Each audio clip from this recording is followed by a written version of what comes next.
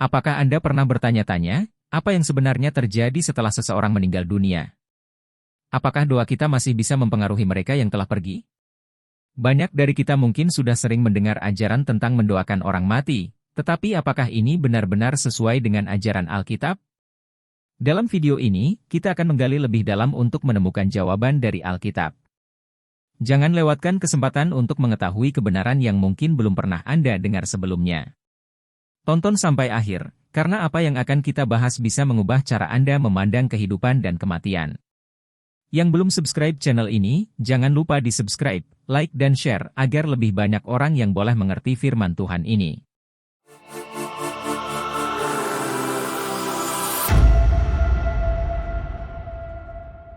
Apakah boleh mendoakan orang mati?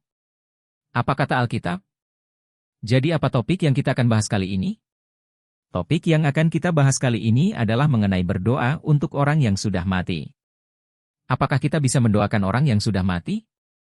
Dan apa kata Alkitab tentang berdoa untuk orang yang sudah mati? Apakah ini Alkitabiah? Oleh karena itu jangan kemana-mana, kita akan mengetahui pembahasannya yang pasti sesuai dengan apa yang Alkitab katakan.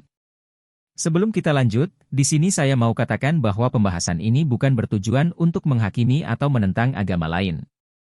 Tetapi pembahasan ini dibuat agar kita oleh dapat mengerti apa yang kebenaran firman Tuhan ajarkan.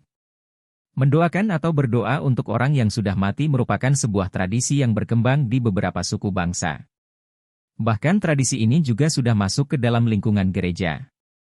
Ada sebuah tradisi yang berkembang dalam masyarakat Kristen tertentu, di mana mereka pergi ke kuburan para leluhur demi mendoakan orang atau leluhur mereka yang sudah lama mati. Ada yang menyatakan bahwa mereka melakukan itu untuk memohon pada roh leluhur agar mereka boleh mendapatkan kesehatan, kesuksesan, dan kesejahteraan. Bahkan ada juga dilakukan dalam ibadah untuk mendoakan mereka yang sudah meninggal. Sehingga setiap nama-nama orang yang sudah meninggal disebut satu persatu di hadapan Tuhan. Apa pandangan Alkitab tentang hal ini? Apa yang kebenaran Alkitab katakan mengenai ini? Kita akan mengetahuinya jika kita tetap fokus akan pembahasan ini. Oleh karena itu jangan ada yang skip video ini, karena nanti bisa terjadi kebingungan. Ada beberapa tradisi yang mempercayai bahwa kematian bukanlah sebuah titik atau sebuah akhir, melainkan sebuah koma yang ada kelanjutannya. Dari kepercayaan ini, nampak bahwa tradisi ini mempercayai tentang adanya kehidupan setelah kematian. Oleh karena arwah orang yang meninggal dianggap masih berpengharapan, atau masih hidup dalam dunia lan. Maka terjadilah pemahaman mendoakan orang yang sudah meninggal. Bahkan ada juga yang mendoakan orang yang sudah meninggal untuk diterima ke api pencucian. Dan setelah melewati api penyucian itu, maka mereka layak untuk masuk surga. Sebelum kita lanjut, sekali lagi saya mau tegaskan bahwa pembahasan ini bukan bertujuan untuk menentang siapa-siapa, melainkan memberitahukan kepada kita bahwa Alkitab adalah satu-satunya kebenaran bagi firman Tuhan. Oleh karena itu kita akan belajar dari firman Tuhan. Saudara-saudariku, kematian adalah salah satu peristiwa alamiah sebagai manusia yang berdosa, yang sedang hidup di dunia ini. Kematian orang yang terdekat, sahabat, keluarga yang dikasih akan meninggalkan duka yang sangat mendalam.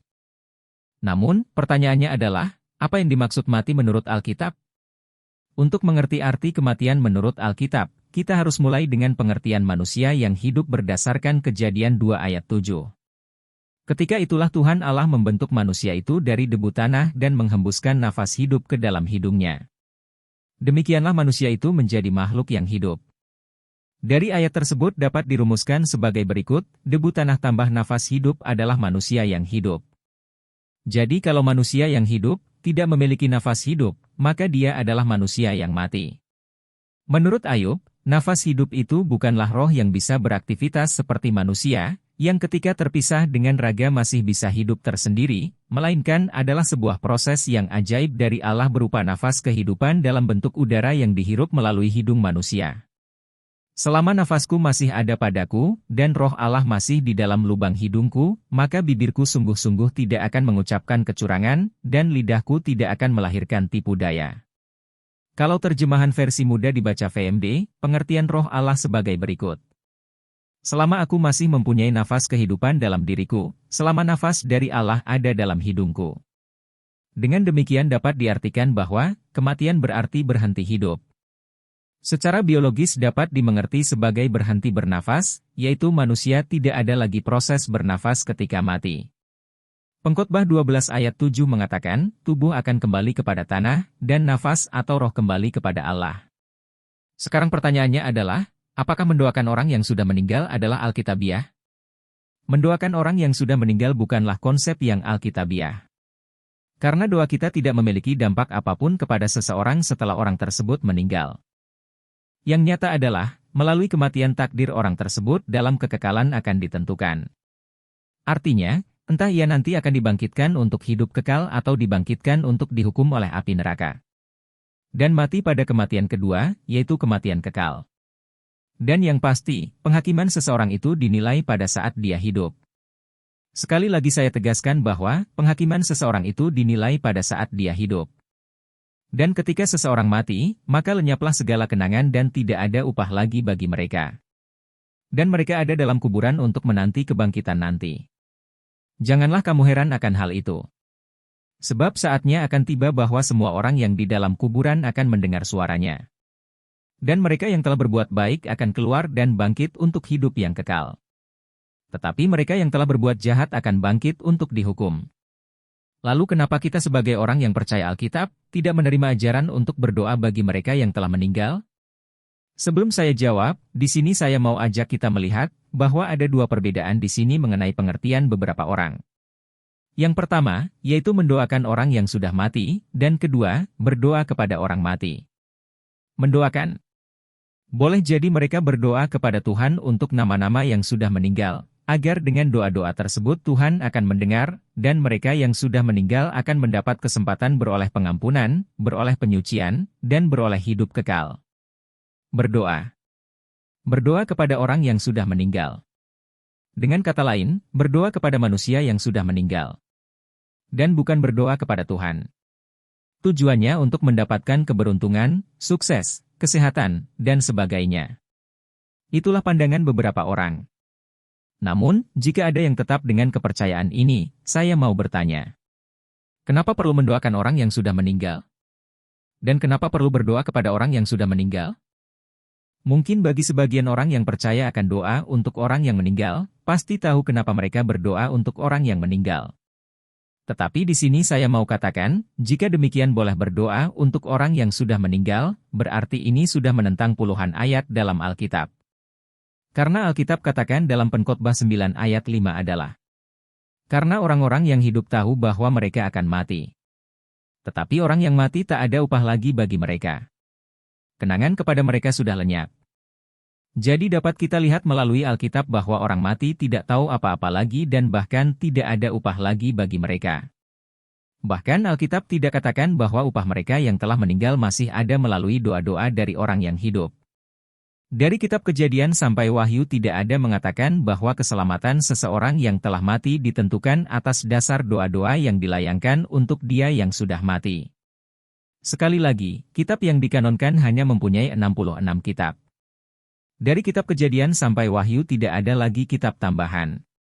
Lalu jika masih ada orang yang tetap percaya bahwa boleh mendoakan orang yang sudah meninggal, maka saya mau bertanya, apakah ini berarti manusia tidak perlu khawatir ketika melakukan dosa karena saat dia mati pun akan didoakan juga?